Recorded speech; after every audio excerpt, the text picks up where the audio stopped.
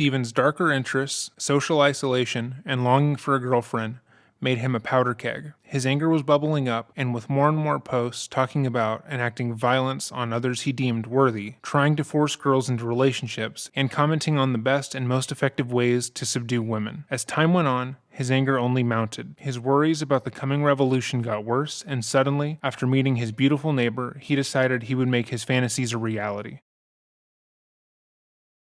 Lauren Gidding was by all means the exact opposite of Stephen. Where Stephen was shy and reclusive, Lauren was outgoing and bright, making friends with people everywhere she went. Her friends described how Lauren's smile would light up any room she was in, and how she just seemed to draw people to her with her radiant energy. She was a staple of every community she was in, and when she moved to Macon, Georgia, for college, she quickly became a part of that community too. She attended church daily, joined the Hash House Harriers, a nonprofit running club. She donated her time to people in need, and she even organized monthly dinners for her and a group of close friends to fight off any homesickness and make sure everyone around her knew they were loved and cared for. She joined multiple clubs on campus as well, always finding more time to do what she was interested in. And in her last year of college, she became the president of Mercer's Federalist Society. Because of her blonde hair, big smile, and the fact that she had spent the last 7 years working on a law degree, people in her life saw her as the real-life Elle Woods, a positive force that would be working in the criminal justice system. To this day, there is not one account of her online that is anything less than sparkling. Everyone who met her loved her, and unfortunately, she had met Stephen.